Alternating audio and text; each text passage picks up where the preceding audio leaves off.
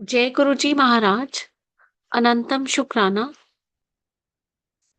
संगत जी, आज हम सब फिर एक बार एकत्रित हुए हैं योगी कथा अमृत के चैप्टर 49 की रीडिंग के लिए। So today we have with us Archana Srivastava ji, who will be reading the chapter, and Dr. Neelam Singh will be managing the whole session. So on behalf of Vasan Uncle and Multilingual Global Sevadar team, I humbly request Archana Srivastav ji to please unmute yourself and start reading the chapter. Jai Guru ji.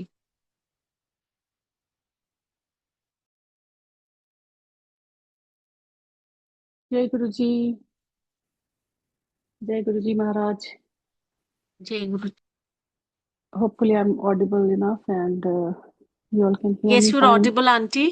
You're audible, Okay. but just come closer to the device so that, the voice will be more clear. I'm wearing AirPods. Is that okay? Like, let me just know. Is the Auntie, voice okay? just speak a bit louder. हाँ जी, थोड़ी सी Okay. आवाज Yeah. Aunty crack हो रही है, but Okay. Let's see how it goes. Otherwise, I'll remove the AirPods. Okay. जय गुरु जी and परम पूज्य गुरु जी महाराज के चरण कमलों में कोटि कोटि प्रणाम, शत शत नमन. सारी प्यारी संगत जी जो यहाँ इकट्ठा हुए हैं योगी कथामृत का ये अमृत चखने के लिए, उन सबको भी बहुत बहुत स्वागत है गुरु जी के दरबार में. हिज होलीनेस परम पूज्य Guru ji Maharaj. So without further delay, let's start reading first and then we can share.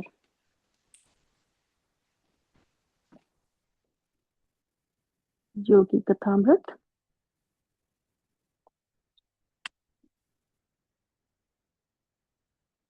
तो आज का जो प्रकरण है वो है प्रकरण 49, दैट इज 49, चैप्टर 49. और ये प्रकरण के पहले 10 पेजेस जो हैं, 10 पृष्ठ वो मुझे पढ़ने हैं. तो गुरुजी से आज्ञा लेकर और क्रिया योग के महान गुरुओं से आज्ञा लेकर ये पढ़ना प्रारंभ करते हैं. ओम नमः शिवाय. शिव जी सदा सहाय. ओम नमः शिवाय. गुरुजी सदा सहाय. जय गुरुजी. प्रकरण 49, 1940 से 1951 की अवधि. ध्यान का महत्व अब हमें सचमुच पता चल गया है और यह बात भी हमारी समझ में आ गई है कि हमारी आंतरिक शांति को भंग करने की क्षमता किसी चीज में नहीं है. पिछले कुछ सप्ताहों में हमने अपने सामूहिक ध्यान एवं सत्संग सभाओं के दौरान हवाई हमलों की चेतावनियां तथा विलंब से फटने वाले बमों के धमाके सुने हैं, परंतु फिर भी हमारे सदस्य एकत्रित होते हैं और इन सभाओं में उन्हें खूब आनंद आता है. लंदन के सेल्फ रियलाइजेशन फेलोशिप केंद्र के प्रमुख द्वारा लिखा गया यह वीरता भरा पत्र उन अनेकानेक पत्रों में से एक है जो द्वितीय विश्व युद्ध के दौरान अमेरिका के उसमें उतरने के पहले के वर्षों में मुझे युद्ध जर्जर इंग्लैंड और यूरोप से आते रहते थे. लंदन के the wisdom of the east series के प्रख्यात संपादक डॉक्टर एल क्रैनमर विंग ने 1942 में मुझे लिखा था. जब मैंने ईस्ट वेस्ट पत्रिका पढ़ी तब मुझे पता चला कि हम लोग एक दूसरे से कितने दूर प्रतीत होते थे, जैसे दो भिन्न जगतों में निवास कर रहे हों. जिस प्रकार किसी घेरे गए नगर के लिए होली ग्रेल के आशीर्वादों और सुख सुविधाओं से लदा जहाज बंदरगाह में प्रवेश कर रहा हो, उसी प्रकार लॉस एंजलिस से सौंदर्य, सामंजस्य, शांति एवं स्वस्थ मेरे पास आ पहुंचती है. नीचे टिप्पणी है. ईस्ट वेस्ट पत्रिका, अब इस पत्रिका का नाम योगदा सत्संग सेल्फ रियलाइजेशन है. दूसरा होली ग्रेल की टिप्पणी है. पवित्र पात्र जिसमें ईसा मसीह ने अंतिम भोजन किया था और बाद में जिसमें उनका रक्त इकट्ठा किया गया था. अपनी कल्पना में मैं आपका ताल वृक्ष कुंज, एंसिनाटस का मंदिर और उसके सामने फैला हुआ सागर एवं पर्वतीय दृश्य तथा इस सब से बढ़कर आध्यात्मिक प्रवृत्ति के नर नारियों का साहचर्य ऐसे देखता हूँ जैसे मुझे यह सब स्वप्न में दिख रहा हो। एकता के सूत्र में बंधा एक समाज जो विधेयात्मक कार्य में मग्न है और जो ध्यान चिंतन द्वारा नव शक्ति प्राप्त करता है। पहरे की मीनार पर प्रभात की प्रतीक्षा कर रहे एक साधारण सिपाही द्वारा लिखे गए इस पत्र में सभी सत्संगियों को मेरा प्रणाम। कैलिफोर्निया के हॉलीवुड शहर में सेल्फ रियलाइजेशन फेलोशिप के कार्यकर्ताओं द्वारा एक सर्व धर्म मंदिर यानी चर्च ऑफ ऑल रिलीजन्स की स्थापना 1942 में की गई। एक वर्ष बाद कैलिफोर्निया में ही सैन डिएगो में तथा 1947 में फिर से कैलिफोर्निया में ही लॉन्ग बीच में एक एक मंदिर की स्थापना की गई। 1949 में लॉस एंजलिस के पैसिफिक पैलिसेड्स अंचल में, जिसे संसार के सबसे सुंदर भूखंडों में से एक कहा जा सकता है, ऐसी फूलों की एक वादी सेल्फ रियलाइजेशन फेलोशिप को दान में प्राप्त हुई। 10 एकड़ की यह स्थली सबोर से हरी भरी पहाड़ियों से घिरी हुई है। इसमें एक प्राकृतिक सरोवर बना हुआ है जो पर्वतों के मुकुट में जड़े हुए नीलम रत्न के समान लगता है। इस सरोवर के कारण ही इस स्थान का नाम लेक श्राइन यानी सरोवर मंदिर पड़ा है। इसकी भूमि पर एक और खड़े विचित्र से पवन चक्की भवन में साधना मंदिर है। इस भवन से नीचे स्थित बाग के पास लगी हुई विशाल पवन चक्की पानी के सावकाश छप छप का संगीत सुनाती रहती है। चीन से लाई गई संगमरमर की 2 मूर्तियां इस स्थान की शोभा बढ़ा रही हैं। एक मूर्ति भगवान बुद्ध की है और दूसरी कुआनयन यानी चीन में जगन माता का रूप की। एक जलप्रपात के ऊपर ईसा मसीह की आदमकद प्रतिमा खड़ी है। रात को जब इस मूर्ति पर रोशनी की जाती है तो इसका पवित्र चेहरा, लहराते वस्त्र आदि बड़े सुंदर लगते हैं। लेक श्राइन में 1950 में महात्मा गांधी विश्व शांति स्मारक की स्थापना की गई। इस वर्ष अमेरिका में सेल्फ रियलाइजेशन फेलोशिप की 30वीं वर्षगांठ हुई थी। नीचे टिप्पणी है, इस वर्षगांठ महोत्सव के अवसर पर मैंने 27 अगस्त 1950 को लॉस एंजलिस में एक पवित्र दीक्षा समारोह का आयोजन किया जिसमें मैंने 500 शिष्यों को क्रिया योग की दीक्षा दी। भारत से प्राप्त महात्मा गांधी की अस्थियों को 1000 वर्ष पुरानी प्रस्तर मंजूषा में रखकर उस स्मारक में प्रतिष्ठापित किया गया है। 1951 में हॉलीवुड में self realization fellowship India centre की स्थापना हुई। इस सेंटर के प्रत्यार्पण उत्सव में कैलिफोर्निया के लेफ्टिनेंट गवर्नर श्री गुडविन जे नाइट तथा भारत के वाणिज्य दूत श्री M.R. आहूजा भी मेरे साथ थे। इस स्थान पर एक इंडिया हॉल भी है जिसमें 250 लोगों के बैठने की व्यवस्था है। SRF केंद्रों में नए नए आने वाले बहुत से लोग योग की अधिक जानकारी के इच्छुक होते हैं। मुझसे प्रायः एक ही प्रश्न पूछा जाता है, जैसा कि कुछ संगठनों का दावा है, क्या यह सच है कि योग का अभ्यास छपे हुए साहित्य को पढ़कर नहीं किया जा सकता और इसे गुरु के मार्गदर्शन में ही करना चाहिए। इस अणु युग में योगदा सत्संग पाठों, नीचे टिप्पणी है, अपने घर में ही रहकर अध्ययन एवं अभ्यास करने के लिए यह विस्तृत पाठमाला योगदा सत्संग सोसाइटी ऑफ इंडिया रांची से मंगाई जा सकती है। यह संस्था स्वयं परमहंस योगानंद जी ने क्रिया योग प्रसार के लिए स्थापित की थी। प्रकाशक की टिप्पणी।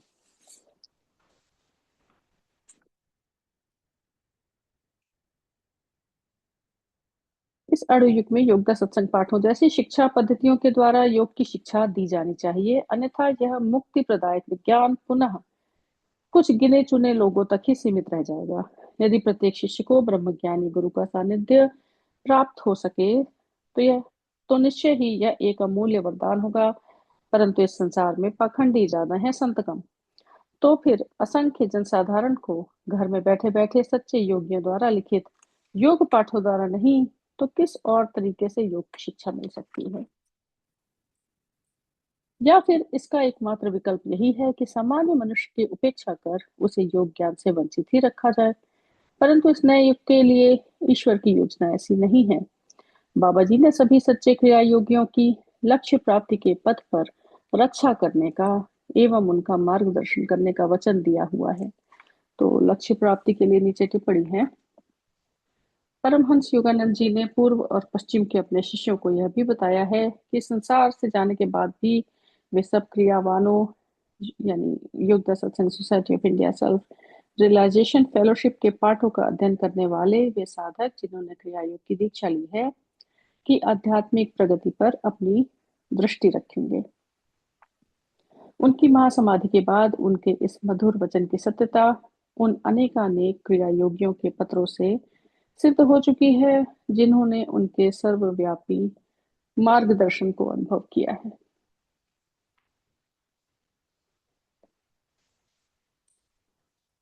केवल कुछ दर्जन नहीं बल्कि लाखों क्रिया योगियों की आवश्यकता है शांति एवं समृद्धि के उस विश्व को साकार करने की जो परमपिता के पुत्र पद को पुनः प्राप्त करने का उचित प्रयास करने वाले लोगों की प्रतीक्षा करता है।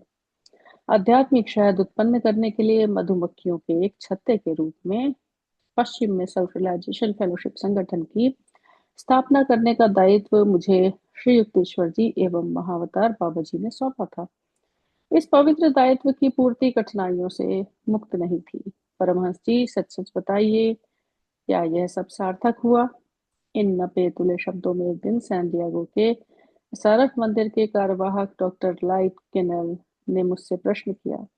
मेरे ख्याल से उनके पूछने का अर्थ था, क्या आप अमेरिका में संतुष्ट हुए हैं? उन सब झूठे प्रचारों का क्या जो योग के प्रसार को रोकने के लिए उत्सुक कुत्सित लोगों ने किए? उन सब मोहभंगों का क्या, मनस्तापों का क्या, उन केंद्र प्रमुखों का क्या जो केंद्रों को नहीं चला सके, उन शिष्यों का क्या जिन्हें सिखाया नहीं जा सका? मैंने उत्तर दिया, धन्य है वह मनुष्य जिसकी ईश्वर परीक्षा लेता है। मुझ पर यदा कदा भार डालना तो उसे याद रहा। तब मेरे मन में उन सब का विचार आया जो निष्ठावान थे। उस प्रेम और भक्ति और समझदारी का विचार आया जिसका प्रकाश अमेरिका के हृदय में व्याप्त है।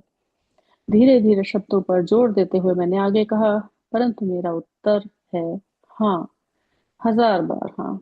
मेरा यहाँ रहना सार्थक हुआ है। पूर्व और पश्चिम की एकमात्र स्थायी बंधन में पूर्व और पश्चिम को एकमात्र स्थायी बंधन में आध्यात्मिक बंधन में बंध कर एक दूसरे के करीब आए देखने का मेरा जो स्वप्न था वह मेरी कल्पना से भी अधिक साकार हुआ है। भारत के जिन महान गुरुओं ने पश्चिम में गहरी रुचि दिखाई है उन्हें आधुनिक परिस्थितियों की भली भांति जानकारी है। वे जानते हैं कि जब तक सभी राष्ट्र पूर्व और पश्चिम के विभिन्न सद्गुणों को आत्मसात नहीं करते तब तक विश्व की स्थिति में सुधार नहीं हो सकता। दोनों ही गोलार्धों को एक दूसरे के सर्वोत्तम गुणों की आवश्यकता है। अपने विश्व भ्रमण में मुझे बहुत दुख दिखाई दिया। टिप्पणी है, यह वह आवाज गरजते समुद्र की भांति मेरे चारों ओर घूम रही है। और क्या तेरी पृथ्वी इस कदर बर्बाद हो चुकी है कि ठीकरियों की भी ठीकरियां उड़ चुकी हैं। देखो, सब कुछ तुमसे दूर भाग रहा है क्योंकि तुम मुझसे दूर भागते हो। मैंने तुमसे जो भी वापस ले लिया वह इसलिए नहीं लिया कि तुम्हारी हानि हो, बल्कि केवल इसलिए कि तुम उसे मेरी बाहों में खोजो। बच्चों के समान तुमने जिस सब को खोया मान लिया उस सब को मैंने तुम्हारे लिए ही घर में जमा कर रखा है। उठो, मेरा हाथ पकड़ो और चले आओ। फ्रांसिस थॉमसन की कविता द हाउंड ऑफ हेवन से अनुवादित। पूर्व में दुख मुख्यतः भौतिक स्वरूप का है तो पश्चिम में मुख्यतः मानसिक और आध्यात्मिक स्वरूप का। सभी राष्ट्र असंतुलित सामाजिक अवस्था के दुखप्रद परिणाम अनुभव कर रहे हैं। भारत तथा अन्य अनेक पूर्वी देश अमेरिका जैसे पाश्चात्य देशों की भौतिक कार्य क्षमता एवं व्यवहारिकता को सीखकर लाभान्वित हो सकते हैं। दूसरी ओर पाश्चात्य लोगों को जीवन के आध्यात्मिक आधार को अधिक अच्छी तरह समझना आवश्यक है और विशेषकर उन वैज्ञानिक प्रविधियों को समझना आवश्यक है जिन्हें भारत ने प्राचीन काल में ही मनुष्य के ईश्वर से संपर्क के लिए विकसित किया था। सर्वांगपूर्ण सभ्यता का आदर्श केवल कल्पना नहीं है। हजारों वर्षों तक भारत आध्यात्मिक ज्ञान एवं भौतिक समृद्धि का देश रहा है। भारत के अत्यंत दीर्घ इतिहास में गत 200 वर्षों की गरीबी तो कर्मों की एक क्षणिक उड़ती अवस्था मात्र है। सारे संसार में हजारों वर्षों तक भारत की संपन्नता चर्चा का विषय थी।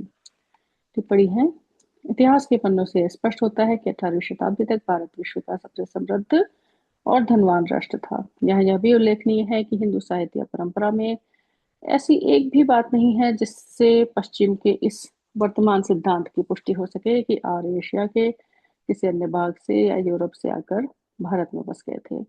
स्वाभाविक ही है कि इस काल्पनिक अभियान का सूत्रपात कब हुआ, इसका निर्धारण करने में विद्वान असमर्थ हैं।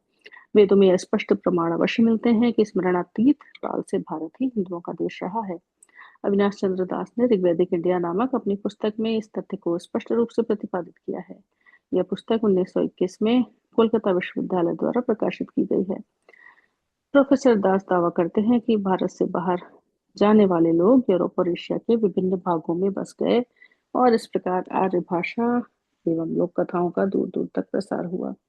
उदाहरण के लिए लिथुआनियन भाषा संस्कृत से बहुत सी मिलती जुलती है। दार्शनिक कैंट, जिन्हें संस्कृत का कुछ भी ज्ञान नहीं था, लिथुआनियन भाषा की वैज्ञानिक रचना देखकर विस्मित रह गए। उन्होंने कहा, इसमें ऐसी कुंजी है जो न केवल भाषा विज्ञान के बल्कि इतिहास के भी सारे रहस्यों को खोल देगी। बाइबिल में भी भारत की समृद्धि का उल्लेख है, जिसमें कहा गया है, 2 इतिहास 9:21 कि टार्शिश के जहाज राजा सोलोमन के लिए ओफीर यानी मुंबई तट पर स्थित सोपारा से सोना, चांदी, हस्तिदंत, बंदर एवं मोर तथा चंदन एवं हीरे जवाहरात लाते थे। यूनान के राजदूत मेगास्थनीज ईसा पूर्व चौथी शताब्दी ने भारत के वैभव का विस्तार से वर्णन किया है। प्लिनी प्रथम शताब्दी ने लिखा है कि रोमन लोग प्रतिवर्ष 5 कोटि सेस्टर्स यानी 50 लाख डॉलर मूल्य का आयात भारत से करते थे, जो उस समय एक विराट समुद्री शक्ति था। चीनी यात्रियों ने भारत की ऐश्वर्यमंडित सभ्यता, विस्तृत शिक्षा और उत्तम शासन प्रणाली का विशद वर्णन किया है। चीनी भिक्षु फाहियान पंचम शताब्दी ने लिखा है कि भारतीय प्रजा सुखी, ईमानदार और समृद्धशाली थी। सैमुअल बील के ट्रबनर लंदन द्वारा प्रकाशित Buddhist records of the western world चीनियों के लिए भारत पाश्चात्य जगत ही था, तथा रॉयल एशियाटिक सोसाइटी द्वारा प्रकाशित थॉमस वेटर्स की on Yuan Chwang's travels in India AD 61945 द्रष्टव्य।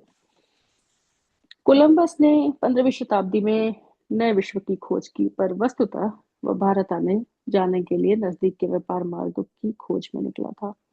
कई शताब्दियों तक यूरोप भारतीय निर्यात की चीजों, सिल्क, महीन वस्त्र इतने महीन कि उनके नाम बुनी हवा तथा अदृश्य कोहरा पड़ गए थे। सूती प्रिंट्स, किमख्वाब, जरी कंबल, चाकू छुरियां, शस्त्रार्थ, कवच, हाथी दंत एवं हाथी दंती शिल्प, इत्र, सुगंधित द्रव्य, धूप, चंदन, बर्तन, औषधियां एवं प्रलेप, नील, चावल, मसाले, मूंगा, मोती, माणिक, पन्ना, हीरे, सोना, चांदी को खरीदने के लिए ललायत रहता था। पुर्तगाली और इताली व्यापारियों ने विजयनगर के संपूर्ण साम्राज्य 1336 से 1565 में फैले चकाचौंध पूर्ण वैभव को देखकर महाश्चर्य प्रकट किया है। अरब के राजदूत रज्जाक ने इस साम्राज्य की राजधानी के वैभव का वर्णन करते हुए लिखा है कि यह वैभव ऐसा है कि इस पृथ्वी पर अन्यत्र कहीं ना आंखों ने ऐसा देखा है, ना कानों ने कहीं सुना है। अपने दीर्घ इतिहास में पहली बार भारत 16वीं शताब्दी में पूर्ण रूप से अहिंदू शासन के अंतर्गत आ गया। तुर्क बाबर ने 1524 ईस्वी में भारत पर आक्रमण किया और एक मुस्लिम राजवंश की नींव डाली। ये नए राज्यकर्ता इस प्राचीन भूमि में ही बस गए, अतः वे यहाँ की संपत्ति बाहर नहीं ले गए। तथापि आंतरिक फूट के कारण समृद्ध भारत कमजोर हो गया और 17वीं शताब्दी में अनेक यूरोपीय देशों का शिकार बन गया। अंत में इंग्लैंड शासक शक्ति के रूप में उभरा। भारत ने 15 अगस्त 1947 को शांतिपूर्ण उपायों से स्वतंत्रता प्राप्त कर ली। अनेक भारतीयों की तरह मेरी भी एक कहानी है जो बताने में कोई हर्ज नहीं है। कुछ युवकों के एक दल ने, जिन्हें मैं कॉलेज के दिनों में जानता था, प्रथम विश्व युद्ध के दौरान मेरे पास आकर एक क्रांतिकारी आंदोलन का नेतृत्व करने का मुझसे अनुरोध किया। मैंने यह कहते हुए उनके प्रस्ताव को अस्वीकार कर दिया। अंग्रेज भाइयों की हत्या करने से भारत का कोई हित नहीं होगा। भारत को गोली के बल से नहीं बल्कि आध्यात्मिक शक्ति के बल से स्वतंत्रता मिलेगी। फिर मैंने अपने उन मित्रों को चेतावनी भी दी कि शस्त्रास्त्रों से लदे जिस जर्मन जहाज पर उनका दारोमदार है, उसे बंगाल के डायमंड हार्बर में ब्रिटिश सरकार पकड़ लेगी। फिर भी मेरे मित्र अपनी योजना को कार्यान्वित करने में लगे रहे और जैसा मैंने कहा था वैसा ही हुआ। कुछ वर्षों के बाद वे लोग जेल से छूट कर आए। उनमें कई ने हिंसा का मार्ग छोड़ दिया और वे महात्मा गांधी के आदर्श राजनीतिक आंदोलन में शामिल हो गए। अंत में उन्होंने शांतिपूर्ण उपायों से जीते गए युद्ध में भारत की विजय देखी। भारत और पाकिस्तान के रूप में देश के दुखद बंटवारे तथा देश के कुछ भागों में हुए रक्तपात का कारण धार्मिक कट्टरता न होकर आर्थिक समस्याएं था। प्रायः धार्मिक कट्टरता के गौण कारण को ही प्रमुख कारण बता दिया जाता है। अतीत में भी और अब भी असंख्य हिंदू मुसलमान शांतिपूर्वक साथ साथ रहते आए हैं। दोनों ही धर्मों के असंख्य लोग पंथहीन संत कबीर 1450 से 1518 के शिष्य बने और आज भी उनके लक्ष्य अनुयायी कबीरपंथी हैं। बादशाह अकबर के मुस्लिम शासन में पूरे भारतवर्ष में अधिक से अधिक धार्मिक स्वतंत्रता विद्यमान थी। आज भी 95% सीधी सादी जनता में कोई धार्मिक विवाद विद्वेष नहीं है। सच्चा भारत वह भारत जो महात्मा गांधी जैसे जैसों को समझ सकता है और उनका अनुसरण कर सकता है। बड़े बड़े शांत शहरों में नहीं बल्कि 7 लाख शांति प्रिय गांवों में बसता है, जहां अनादिकाल से पंचायतों का सरल और न्यायपूर्ण स्वायत्त शासन चलता आ रहा है। आज भारत के सामने जो जटिल समस्याएं खड़ी हैं वे निश्चय ही ऐसे महान लोगों द्वारा हल कर ली जाएंगी जिन्हें जन्म देने में भारत कभी चूका नहीं है। बड़ी समाप्त, आगे बढ़ते हैं।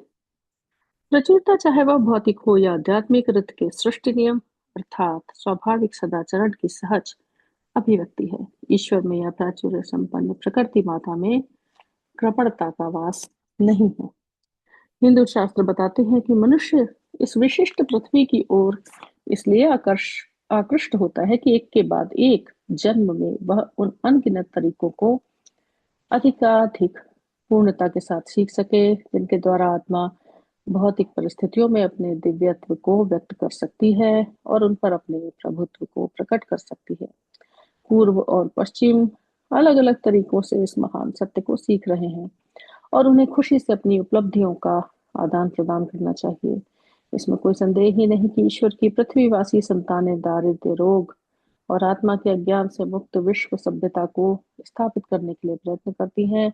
तो ईश्वर को इससे अत्यंत प्रसन्नता होती है। अपनी आत्मा की शक्ति को भूल जाना यानी स्वतंत्र इच्छा शक्ति के दुरुपयोग का परिणाम ही अन्य सभी दुखों का मूल कारण है। नीचे टिप्पणी है, मुक्त रूप से हम सेवा करते हैं क्योंकि मुक्त रूप से हम प्रेम करते हैं। प्रेम करने या ना करने की हमारी इच्छा में ही हमारा उत्थान या हमारा पतन है। और कुछ पतित हुए हैं, अवज्ञा करने के कारण पतित हुए हैं और स्वर्ग से सीधे सबसे घोर नरक में गिरे हैं। यह गिरना भी कैसा, परमानंद की उच्च अवस्था से सीधे दुख की गहरी गर्त में। मिल्टन की पैराडाइज लॉस्ट कविता से अनुवादित। समाज के नाम जो बुराइयां बढ़ती जाती हैं उनके लिए वस्तुतः प्रत्येक मनुष्य को दोषी पाया जा सकता है। राम राज्य पहले प्रत्येक हृदय में प्रकट होना चाहिए, तब वह समाज में फैलेगा, क्योंकि आंतरिक सुधार होने पर बाह्य सुधार अपने आप ही होते हैं। जो मनुष्य अपने आप को सुधार लेगा वह हजारों को सुधार देगा। काल की नीचे टिप्पणी है, जिस दिव्य लीला की योजना के कारण स्थूल जगत अस्तित्व में आया है उस योजना में सृष्टा और सृष्ट जीव के बीच आदान प्रदान निहित है। जो एकमात्र भेंट मानव सृष्टा को प्रदान कर सकता है वह है प्रेम। यह प्रेम सृष्टा की असीम कृपा की अंतहीन वर्षा कराने के लिए काफी है। तुमने मुझे और संपूर्ण राष्ट्र को भी लूट लिया है। अपनी उपज का दशमांश इस भंडार में लाओ ताकि मेरे घर में खाद्य उपलब्ध रहे।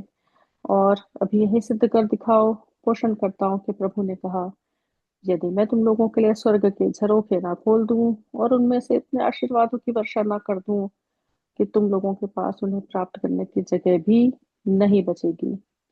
मलाकी 3:9-10 फाइबर। काल की कसौटी पर खरे उतरे विश्व के सभी धर्म शास्त्रों का सार एक ही है और वे सभी मनुष्य को अधिकाधिक ऊपर उठने की प्रेरणा देते हैं।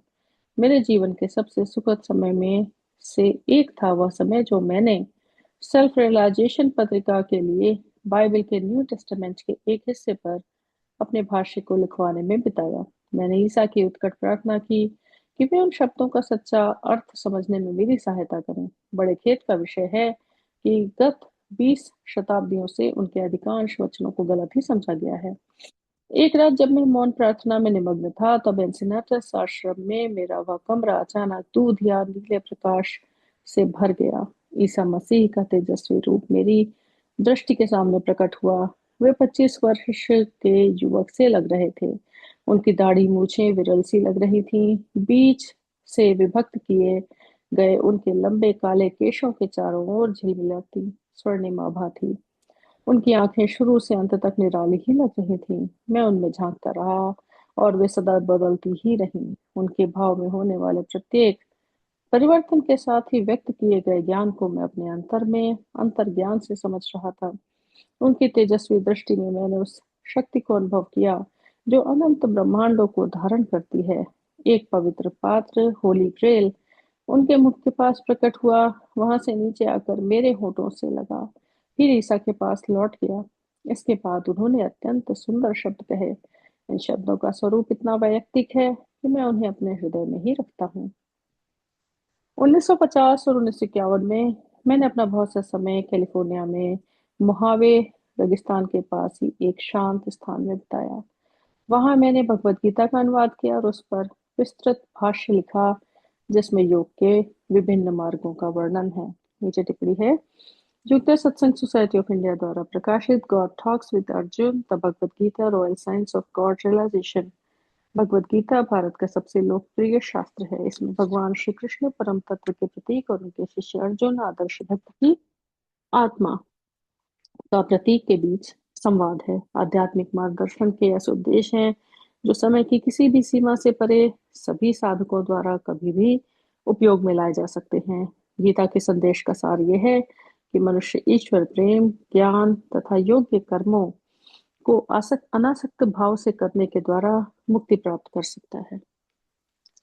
दो बार एक ही योग प्रविधि का विशेष रूप से उल्लेख कर भगवद गीता में इसी एकमात्र योग प्रविधि का उल्लेख है और इसी प्रविधि को बाबा जी ने क्रिया योग का सीधा सरल नाम दिया है। नीचे टिप्पणी भगवद गीता 4:29 एवं 5:27-28। भारत के सबसे श्रेष्ठ शास्त्र ने मनुष्यों को प्रयोग करने के लिए व्यवहारिक शिक्षा भी दी और नैतिक शिक्षा भी। हमारे स्वप्न जगत के महासागर में श्वास माया का विशिष्ट झंझावात है जो पृथक पृथक लहरों का समस्त लोगों और सभी भौतिक वस्तुओं के रूपों का बोध उत्पन्न करता है। भगवान श्री कृष्ण जानते थे कि मनुष्य को पृथक अस्तित्व के दुखदायी स्वप्न से जागृत करने के लिए केवल दार्शनिक और नैतिक ज्ञान पर्याप्त नहीं है। इसलिए उन्होंने इस पवित्र विज्ञान की ओर संकेत किया जिसके द्वारा मनुष्य अपने शरीर पर पूर्ण अधिकार स्थापित कर इसे जब चाहे अपनी इच्छा अनुसार विशुद्ध शक्ति में बदल सकता है। आज के आधुनिक युग में आधुनिक वैज्ञानिकों के लिए इस योग क्रिया के सिद्धांत को समझना मुश्किल नहीं है। यह सिद्ध किया जा चुका है कि प्रत्येक स्थूल पदार्थ को ऊर्जा में परिवर्तित किया जा सकता है। हिंदू शास्त्र योग विज्ञान को इसलिए महत्व देते हैं क्योंकि सर्वसाधारण मनुष्य भी इसे प्रयुक्त कर सकता है। यह सच है कि किसी योग प्रविधि को प्रयुक्त किए बिना भी यदाकदा श्वास के रहस्य को सुलझा लिया गया है, जैसा भगवान के प्रति अत्यंत उत्कट भक्ति रखने वाले अहिंदू संतों ने किया।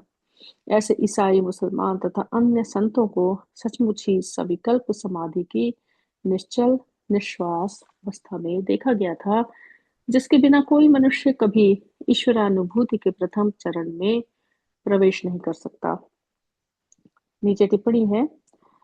प्रकरण 26 देखिए। सविकल्प समाधि की अवस्था में देखे गए ईसाई संतों में अभिला की संत टेरेसा को उल्लेख किया जा सकता है, जिनका शरीर निश्चल होकर इतना सख्त हो जाता था कि कॉन्वेंट की विस्मयचकित सन्यासिनियां उनके शरीर की अवस्था में किसी प्रकार का कोई परिवर्तन लाने में या उन्हें बाह्य चेतना मिलाने में पूर्णतः असमर्थ हो जाती थी।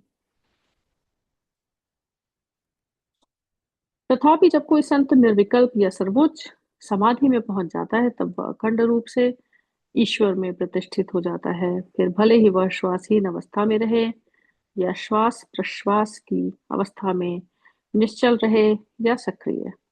17वीं शताब्दी के ईसाई संत ब्रदर लॉरेंस ने कहा है कि उन्हें ईश्वरानुभूति की प्रथम झांकी एक वृक्ष के दर्शन से प्राप्त हुई। प्राय सभी लोगों ने वृक्ष देखा है, परंतु दुर्दैव बहुत ही कम लोग उससे वृक्ष के सृष्टा को देख पाए हैं। अधिकांश लोग भक्ति की उन दुर्धर शक्तियों को किसी भी प्रकार नहीं जगा सकते जो सभी धर्मों में पाए जाने वाले कुछ एकांती साधुओं में सहज ही रहती है, चाहे वे पूर्व के हों या पश्चिम के। किंतु इसका मतलब ये नहीं है कि साधारण मनुष्य के लिए ईश संपर्क की कोई संभावना ही नहीं है। अपने आत्मस्वरूप की स्मृति को पुनः जगाने के लिए उसे केवल इतना ही करने की आवश्यकता है कि वह क्रिया योग का अभ्यास करे, यम नियम का पालन करे और उसमें सच्चे अंतःकरण से यह कहने की क्षमता हो, प्रभु, मैं आपके दर्शनों के लिए तड़प रहा हूँ। नीचे टिप्पणी है, साधारण मनुष्य को भी कभी न कभी और कहीं न कहीं आध्यात्मिक शुरुआत करनी ही होगी। लाओ त्से ने कहा है, 1000 मील की यात्रा एक कदम उठाने के साथ ही शुरू होती है। भगवान बुद्ध ने भी कहा है, किसी मनुष्य को अच्छाई का मूल्य कम नहीं आंकना चाहिए। किसी को अपने मन में यह नहीं कहना चाहिए कि मुझ में अच्छाई नहीं आएगी। बूंद बूंद से ही घड़ा भरता है। उसी प्रकार बुद्धिमान मनुष्य भी अच्छाई से भर सकता है, चाहे वह थोड़ा थोड़ा करके ही अपने अंदर अच्छाई क्यों न लाए।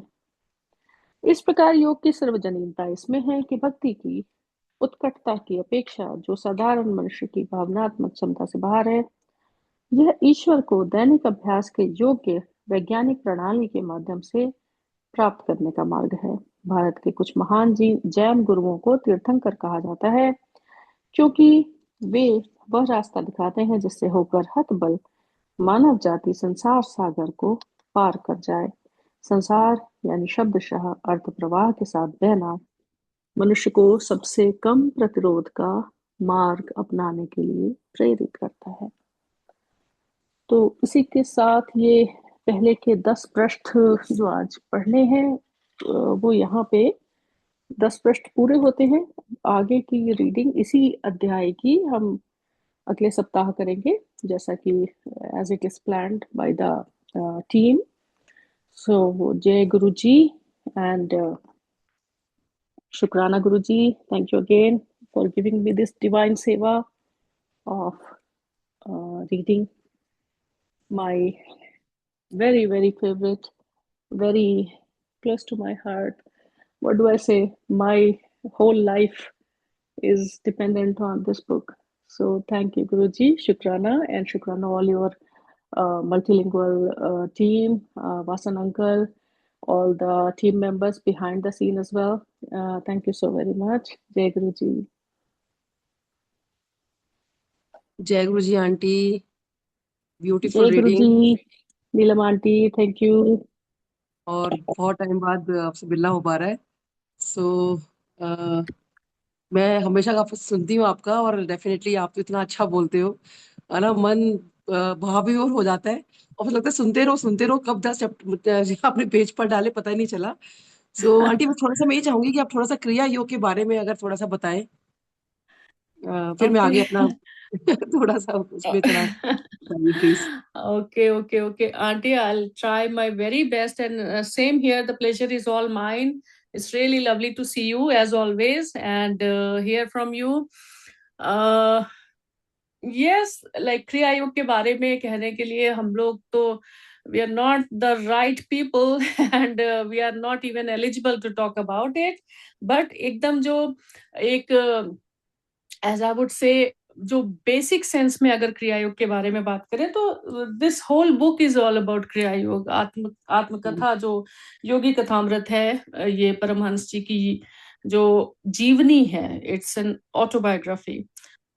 ये इट्स रिवॉल्विंग अराउंड क्रिया योग, क्योंकि जो महाअवतार बाबा जी से या श्री युक्तेश्वर जी से और लाड़ी महाशय से जो परंपरा चली आई योगानंद जी तक, वो क्रिया योग की ही है।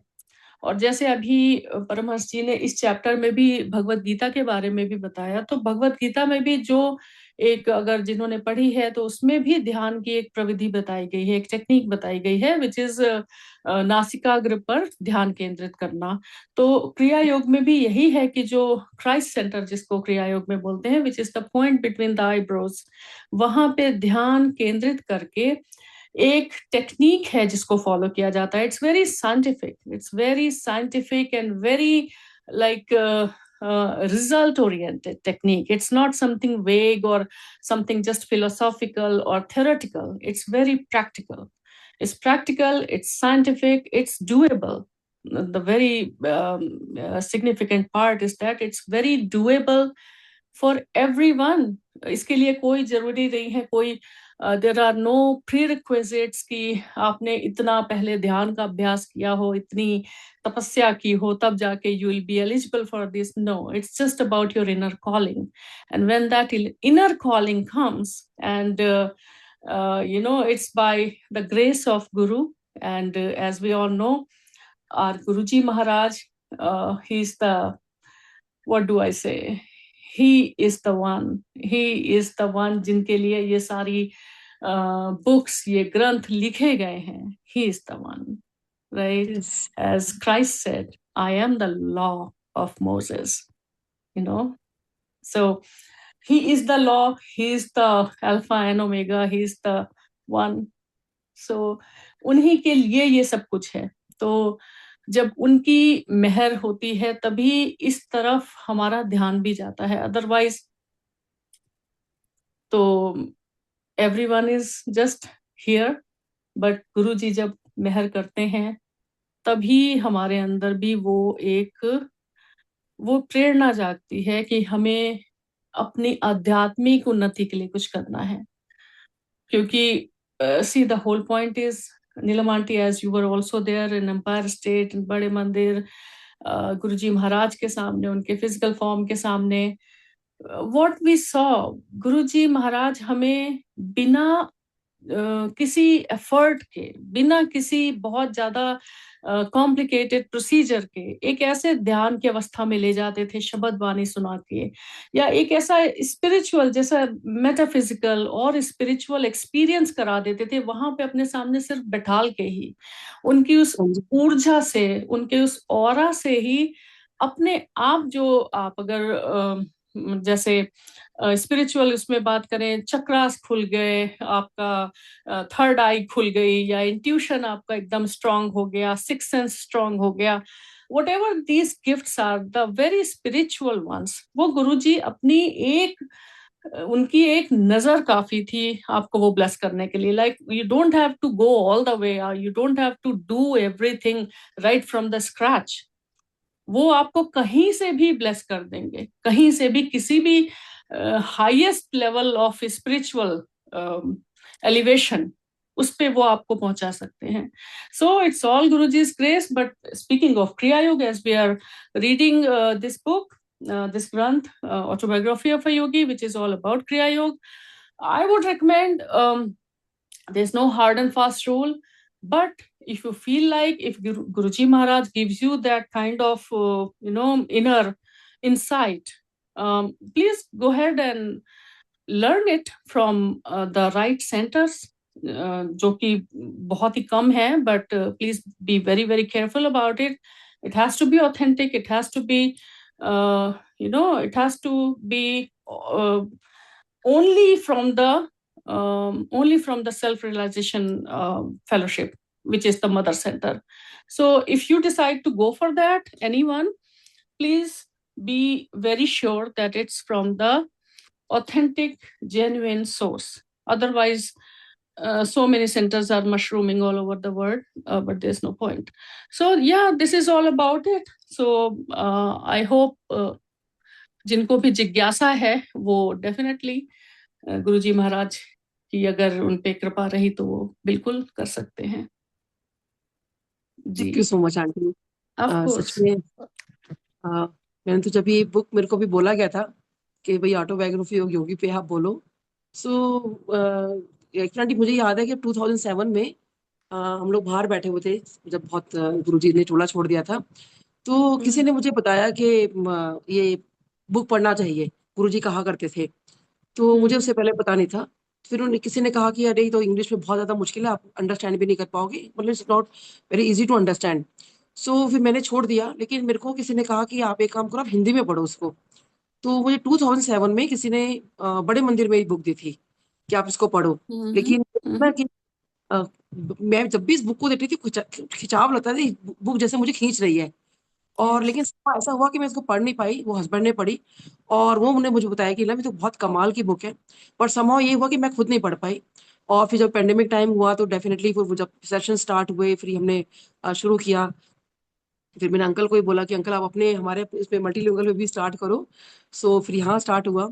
सो अब जब मेरे को बोला गया शायद जब वो जैसे आपने कहा ना गुरुजी चाहते हैं, तो मैं जैसे इसको पढ़ नहीं पा रही थी, सुन नहीं पा रही थी, तो शायद ये गुरुजी ने कहा कि नहीं इसको पढ़ो।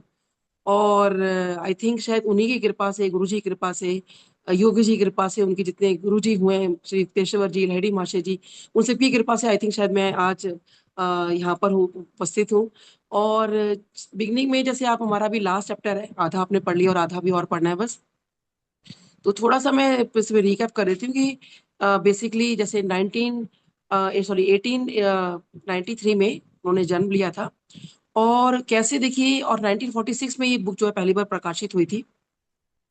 और इसमें जो कैसे देखिए इनको बचपन से, और ये एक ना मुझे भी बड़ा बड़ा खिंचाव लगा था इस बात के लिए एक बार, कि एक बार ऐसे फेसबुक में कुछ ऐसे सर्च कर रही थी, तो अचानक से मैंने देखा विवेकानंद जी का और योगानंद जी का एक साथ मैसेज आता है, लाइक इकट्ठे इकट्ठे आते हैं साइमल्टेनियसली, कि इधर भी वही सेम है, उधर भी वही सेम है। और दोनों का सेम यही था कि हम जो इस धरती पे आए हैं वो ईश्वर की खोज के लिए आए हैं। सो हम ईश्वर की खोज करें। और मेरे को ये लगा, मैंने कहा ये दोनों तो बहुत वेल ऑफ थे, अगर वैसे देखा जाए बहुत इंटेलिजेंट थे, अपना बहुत कुछ बिजनेस बढ़ा सकते थे, बहुत कुछ कर सकते थे। बट वो ही लोग ये कह रहे हैं कि आप ईश्वर की खोज करो। सो नेक्स्ट मेरा मन में ये आया कि अरे मेरे को तो गुरुजी मिल गया, मेरे को तो ईश्वर मिल गया है, उसके आगे किया। तो शायद मैं यही गुरु जी से कहती, गुरु जी आप तो मुझे मिल गए, उसके आगे किया। तो शायद आई थिंक मुझे लगता है फिर गुरु जी ने चक्कर चलाया है कि अभी बुक पढ़ो, तुम्हें समझ में आएगा कि क्या चीज एक लाइफ में करनी होती है। और ईश्वर को पाना एक, ठीक है, जैसे इसमें आता है ना, आपने किताबें पढ़ ली, उनको जान लिया, पहचान लिया, लेकिन क्या एक्चुअल में हमने गुरु जी को माना, या हम गुरु जी को तो मानते हैं, क्या गुरु जी की भी मानी?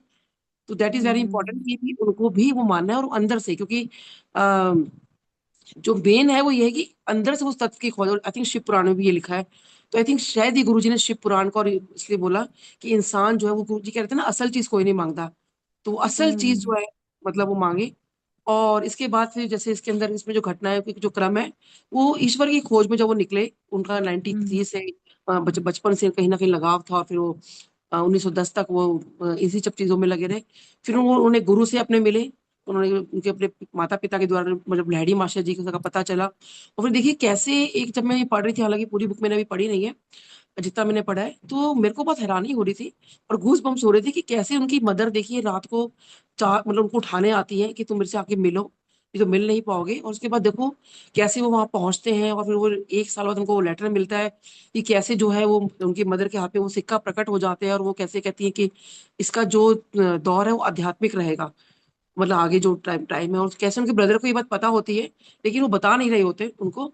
और लेकिन वो ये चाहते थे कि कहीं ना कहीं ये सही रास्ते में, मतलब जो गुरु मिले वो सही मिले, क्योंकि दैट इज वेरी इंपॉर्टेंट कि आपको गुरु कैसे मिले। जैसे आपने कहा ना, बहुत हर चीज बहुत मशरूम की तरह बढ़ रही है।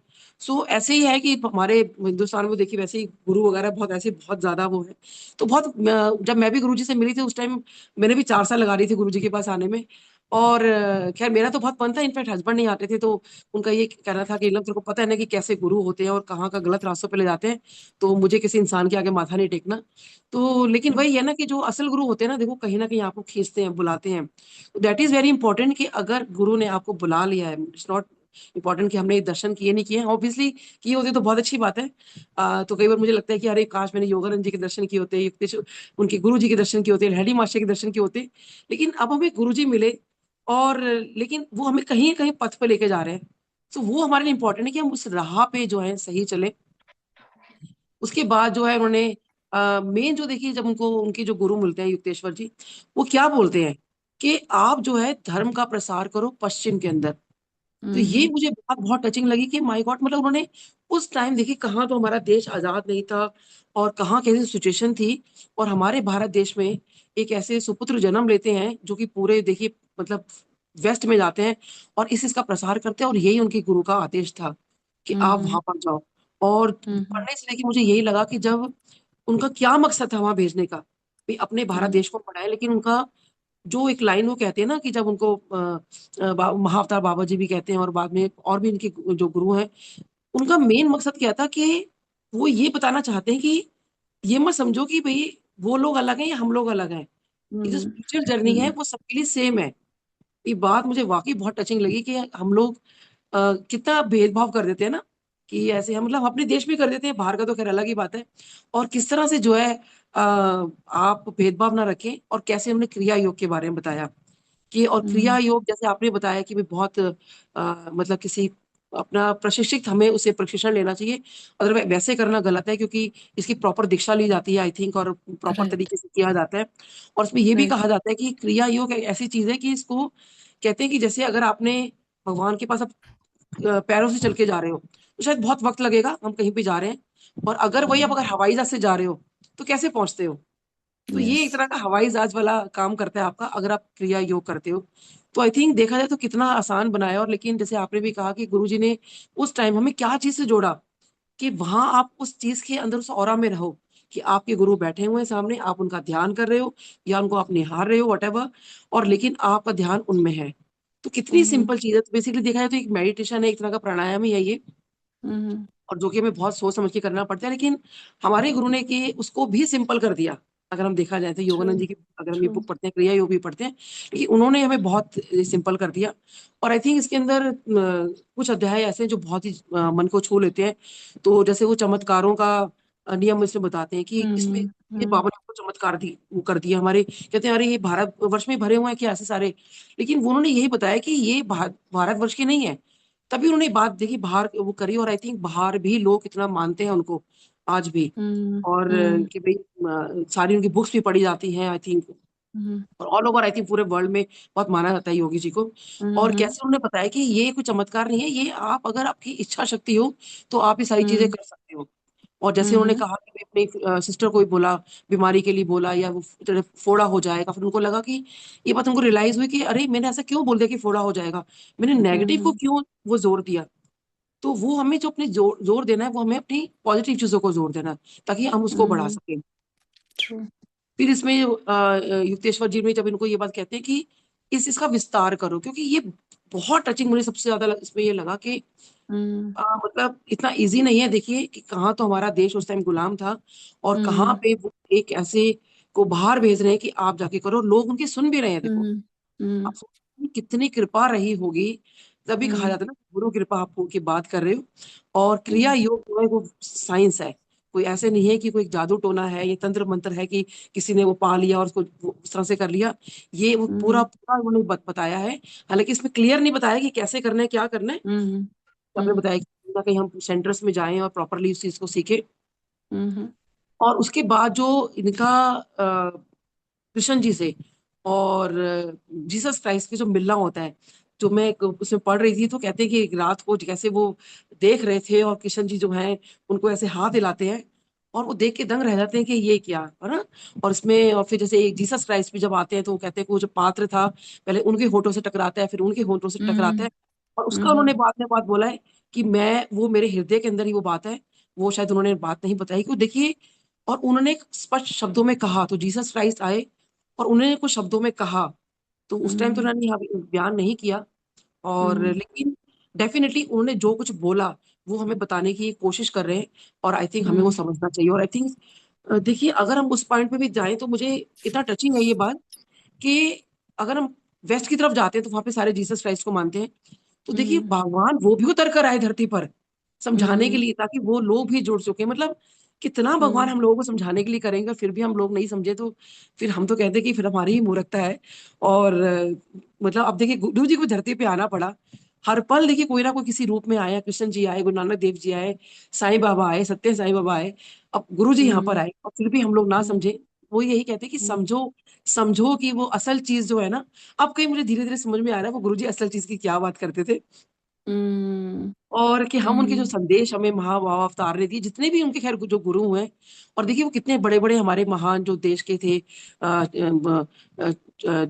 बसु जी से वो मिले, और महात्मा गांधी जी से वो मिले। आई थिंक बहुत लोगों से उनका शायद मिलना हुआ। और उसके बाद जो है जब वो एक बार फिर उनके जब इंडिया भी वो आते हैं, तो उनके आई थिंक गुरु जी ने महासमाधि ले ली थी। लेकिन जब वो बहुत दुखी भी होते हैं इस बात के लिए कि अरे वो ऐसा क्यों चले गए, तो देखिए फिर एक दिन वो आते हैं, जैसे जीसस क्राइस्ट जी आए थे, फिर वो उनको दर्शन देते हैं, और उनको वो सारा वो ज्ञान देते हैं। तो अभी वो मेरा भी पूरा इनकम्प्लीट हुआ है, तो इसलिए मैं पूरा बोलूंगी नहीं इस बारे में। लेकिन इतना ही मैंने पढ़ा कि कैसे उनको पूरा ज्ञान दिया गया कि कैसे सारे हमारे पंचतत्व हमारा शरीर बना होता है, कैसे हमारी सारी चीजें होती हैं। और इट्स अमेजिंग। और गुरु जी भी देखिए हमें बार बार, आई थिंक इसीलिए बार बार बोल रहे हैं कि शिव पुराण पढ़ो, योगानंद जी वाली बुक पढ़ो, ताकि हमें समझ में आए कि True. हम, मतलब क्योंकि गुरु जी ने एक बार बोला था वो की आंटी को कि तुम ये पढ़ो, तुम्हें पता चलेगा कि मैं की करदा। तो वही देखिए इस बुक में भी लिखा है कि वो क्या करने यहाँ पर आए थे। और शायद इसीलिए उन्होंने जीवनी लिखी, ताकि लोगों को, हम लोग जैसे आज देखिए कितने सालों बाद इस बात को समझ भी पा रहे हैं।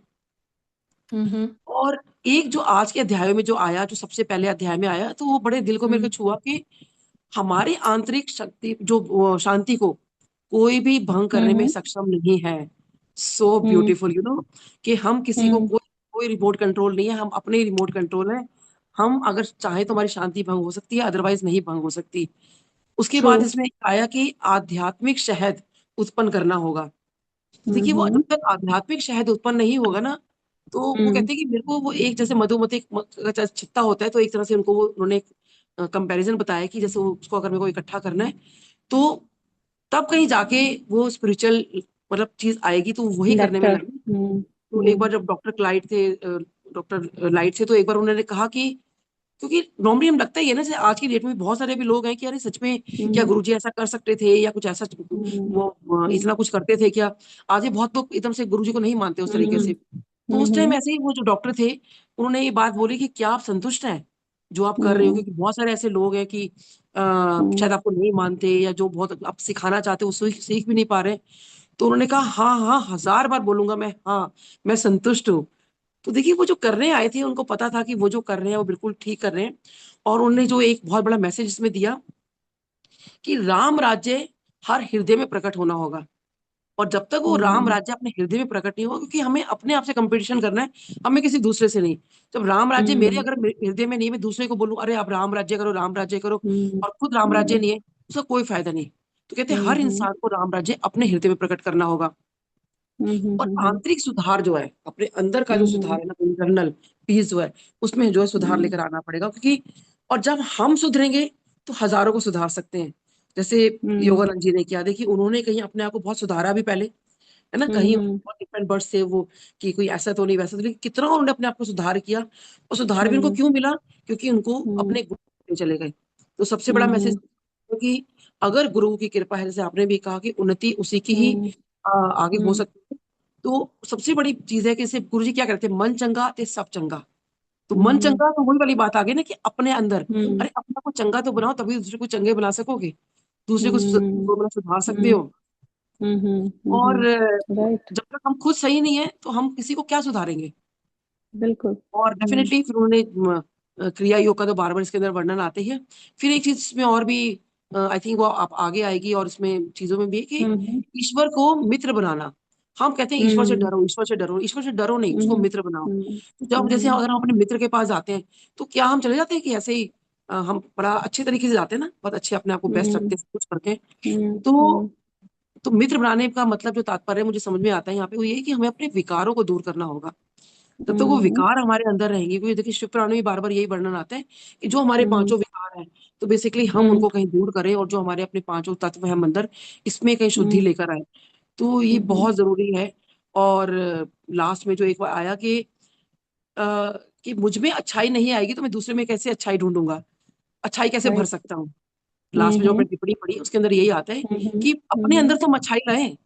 तो वो अच्छाई का मतलब जो मुझे समझ में आता है, वो ये आता है कि जो पॉजिटिविटी है, हम अगर दूसरों को नेगेटिव बोलते रहेंगे, गलत बोलते रहेंगे, तो कहाँ कोई चीज करेगा। और तभी यही बात शिव पुराण में लिखी, और गुरुजी कहते हैं कि निंदा नहीं करनी। तो जब हम निंदा करते हैं, तो वो देखिए बुराई तो वैसे ही आ गई। तो बेसिकली वही हमें कि हमें बुराई का पात्र नहीं बनना, हमें अच्छाई का पात्र बनना है। तो यही है कि ना हम बुराई को सुने, ना उसको हम किसी के लिए बोलें। बस यही है कि हम अच्छे रास्ते पर चलें, और अच्छा ही बोलें, जो कि लास्ट टिप्पणी में लिखा है कि मैं अच्छाई अपनी फैलानी होगी, ताकि मैं दूसरे में अच्छाई भर सकता हूँ।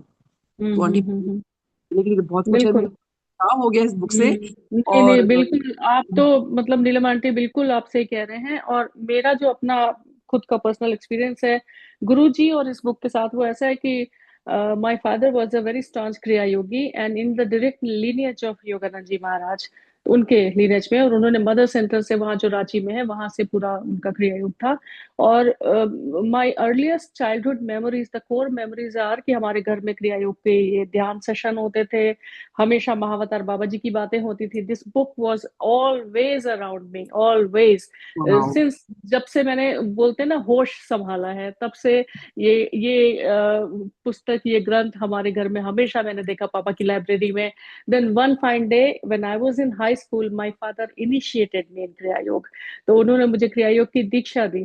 तो my father was my guru as well. And ये book, this became Bible to me. मतलब मेरी लाइफ में कभी भी ऐसा नहीं हुआ कि ये मेरे पास नहीं रही बुक, और मैं हमेशा पढ़ती रहती थी।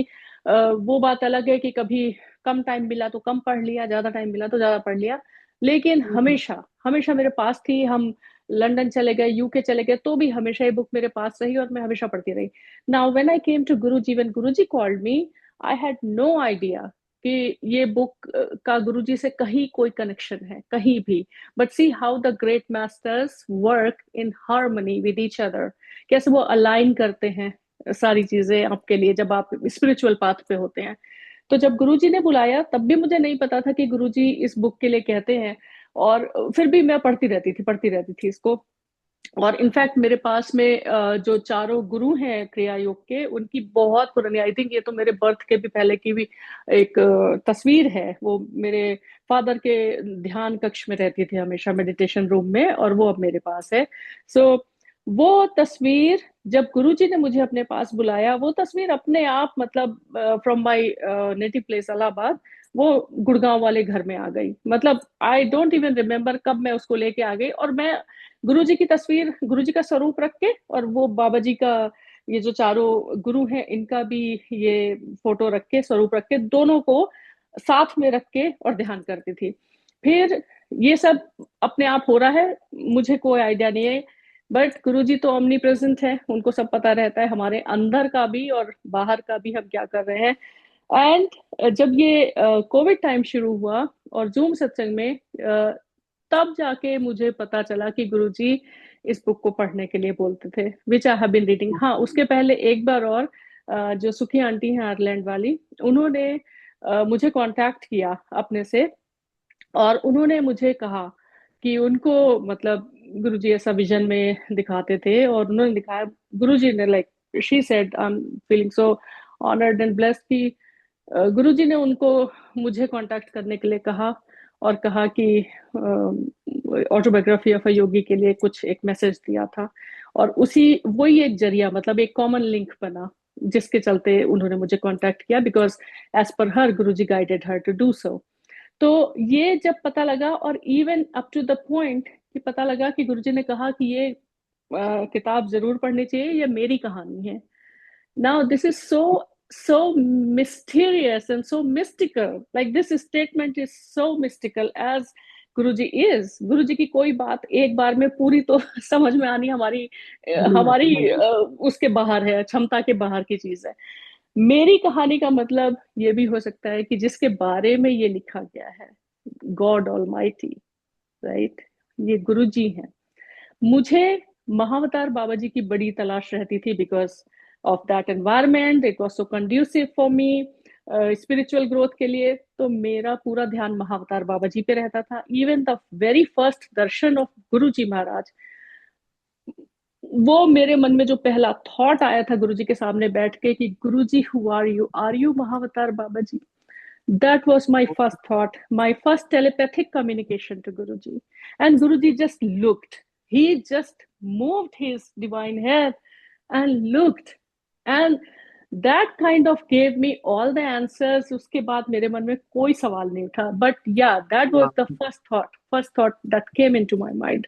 वहां बैठ के, because मेरी एक इतनी सर्च थी महावतार बाबा जी के लिए। कभी कुंभ मेला में, कभी लगता था वो तो है, वो तो अजर अमर है, वो तो होंगे कहीं, why he is not meeting, why he is not like why I can't find him. But that just जब बहुत दिन हो गए, like शादी हो गई, बच्चे हो गए, यूके चले गए, फिर लगा कि अब तो इस जन्म में तो पॉसिबल नहीं है। तो वो that took the back burner, वो बैक बर्नर पे चला गया खोज, जो that search for divinity. Now when Guruji ने बुलाया, अगेन एवरीथिंग वापस वहीं से स्टार्ट हो गई, and that as we say rest is history, there was no looking back. And उसके बाद से तो गुरुजी महाराज की ग्रेस है कि आगे ही आगे निरंतर whenever anything is required for your spiritual upliftment or your progress, गुरु जी उसको आपके सामने ला देते हैं। जैसे ये बुक भी अभी जितने लोगों के सामने है, that means somewhere Guru ji wants you to read it, to imbibe it, and try to, you know, connect to it. And this book chooses you, it's not us. This book chooses us. So be very blessed, everyone. Feel very, very blessed and thankful. The book chose you. हर किसी को जिसके हाथ में ये book है, खुद से उन महान गुरुओं ने आपको चुना है, इसलिए आप इसे पढ़ पा रहे हैं। इसलिए so yes, thank you very much. Shukrana again. And it was really nice talking to you, Neelam Aunty, after so long. Yes, very, very nice seeing you and talking to you. So thank you so very much. And गुरु जी का तो ऐसा ही है दरबार की, बस ना उस समय मन करता था उठने का, ना अब करता है। एग्जैक्टली मुझे लगता है कि इनकी बातें किए छुपे छुपे फिरते थे, कभी पिलर के पीछे, कभी कहीं, कि कहीं गुरु जी ये वाला ये इशारा ना कर दें, ये वाला जाओ वाला इशारा ना कर दें। जी वो बाकी और ही था वो जिनका, मतलब अंपायर स्टेट में वो ऑरा, वो बैठना totally different. Oh absolutely that was another word. Yes, that is something out of this world experience. Yeah, exactly, auntie, exactly. So Yes. thank you so much, auntie. Of course, thank you. और thank you. आज का session हम यही खत्म करते हैं, तो thank you so much everyone. और Thank you, Neelam ji. Thank you, Archana ji. But before we end the session, we have Anuja Marwa with us, जो गुरु जी की एक बहुत ही प्यारी संगत है। She has some experience related to today's chapter, so she will take some time and share her experience. Sure. Please unmute yourself, Anuja ji. Thank you, Multilingual Group. Thank you so much, and team. Thank you, Vasan uncle. Jai Guru ji. Okay. Jai Guru ji. We have Anuja ji with us who will share her experience. गुरु जी को कोटि कोटि प्रणाम। नमस्ते नीलम aunty and Archana aunty, मैं आपके बहुत सालों से बहुत सत्संग सुन रही हूँ। तो आज अभी कुछ दिन पहले मैं महाअवतार बाबा जी की केव से वापस आई हूँ। गुरु जी ही लेके गए थे, यही मेरा मानना है। बिकॉज एक ड्रीम में 2 साल पहले गुरु जी ने एक संगत को दिखाया था कि वो मुझे अल्मोड़ा के पास जो जागेश्वर मंदिर है वहां पे ब्लेस कर रहे हैं, और उसके साथ साथ कुछ और मैसेजेस भी थे। तो मैं पिछले महीने पहली बार जागेश्वर मंदिर पहुंची थी, उस एरिया से, वहां से ब्लेसिंग्स ली थी, और उसमें गुरुजी ने उस मंदिर में फिर से मुझे वो ड्रीम पूरा दोबारा से याद दिलाया था। तो इस बार एकदम से एक ग्रुप का मैं पार्ट हूँ, मेडिटेशन ग्रुप है, वो महाअवतार बाबा जी के क्रिया योग के सारे प्रैक्टिस करते हैं। तो उनके साथ ही मैं इस बार, उनका प्रोग्राम बना महाअवतार बाबा जी केव जाने का, और मैं उनके साथ गई। और इस बार 2 चीजें बताऊंगी, बहुत ही अमेजिंग एक्सपीरियंस रहा। एक, वहां पे महाअवतार बाबा जी की केव पे चढ़ने के लिए हमें 1 घंटे की ट्रैकिंग करनी होती है। और वहां चढ़ने से पहले जो हमारी टीचर थी, उन्होंने बोला था कि महाअवतार बाबा जी किसी भी रूप में आपको दर्शन दे सकते हैं, और पर वो जब वो दर्शन देंगे तो वो आपकी आंखों में आंखें डाल के दर्शन देंगे।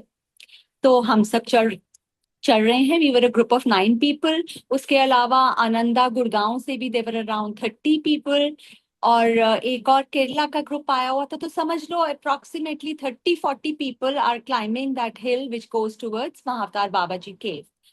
सो वहां पे केव से बिल्कुल पहले एक YSS आश्रम ने एक मेडिटेशन रूम बनाया हुआ है। तो हम ट्रेकिंग करके वहां पहुंचे। हमारा ग्रुप में सब लोग थोड़े थोड़े अलग हो गए थे, मतलब मैं अकेली चढ़ रही थी लास्ट में जब वहां पहुंची, और मैं कंटिन्यूअसली गुरु जी का मंत्र जाप कर रही थी, ओम नमः शिवाय, शिव जी सदा सहाय। और जैसे ही वहां पहुंची, वहां एक प्लेटफॉर्म पे 4-5 संगत बैठ के बातें कर रही हैं। तो जो पहला सेंटेंस मेरे कान में पड़ा वो ये पड़ा कि अभी फ्रीक्वेंसी बढ़ी नहीं है, अभी फ्रीक्वेंसी बढ़ रही है।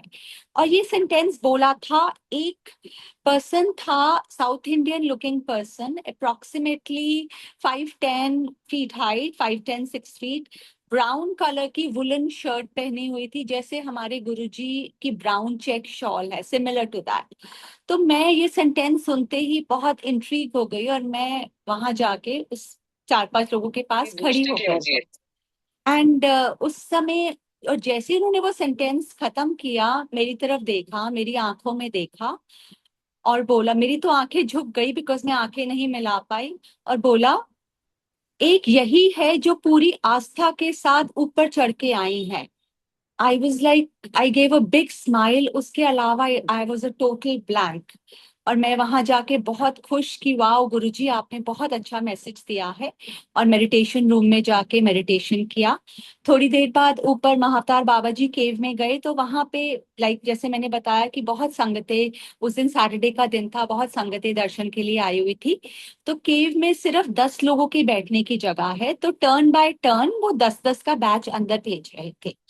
तो मैं जैसे ही केव के बाहर पहुंची, तो केव के बाहर एक पर्सन मुझे नजर आए, जो हमारे दिल्ली के मित्र हैं, जिनको मैं काफी सालों से जानती हूँ, बिकॉज उनका मैंने घर डिजाइन किया था। और साथ ही उनके घर अभी कुछ दिन पहले डिनर पे भी गए थे, वो गुड़गांव में रहते हैं। और उनको देख के मुझे इतना आश्चर्य हुआ और एक वैलिडेशन भी हुआ, बिकॉज सुबह सुबह वो मेरी मेडिटेशन में आए थे। और मुझे नहीं पता था कि वो उस समय वहां पे उपस्थित होंगे, क्योंकि वो जो गुड़गांव का, आनंदा गुड़गांव का ग्रुप है, उनके साथ आए थे।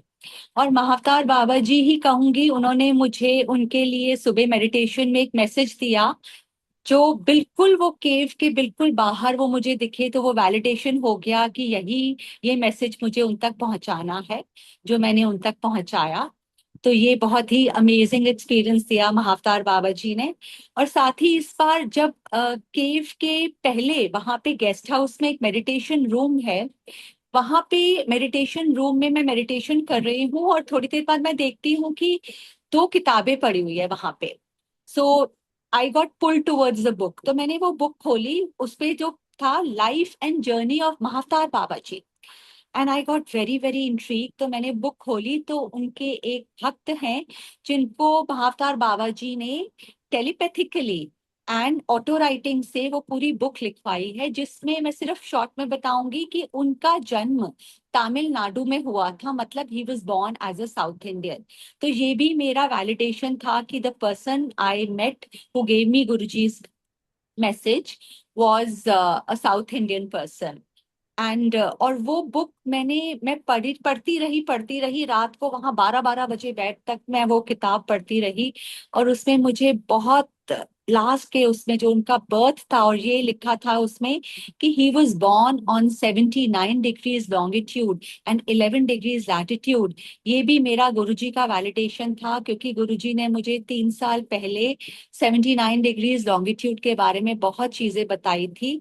और मेडिटेशन में बार बार मेरे 79 डिग्रीज लॉन्गिट्यूड आता था कि दिस इज शिव शक्ति रेखा।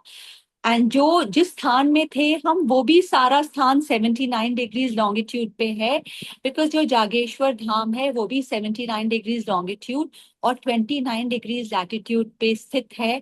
तो गुरुजी ने महाअवतार बाबा जी की जीवनी पढ़वा के ये मुझे वैलिडेशन दिया कि यस, ये जो रेखाएं हैं 79 डिग्रीज एंड 11 एंड 29, ये बहुत ही महत्वपूर्ण है।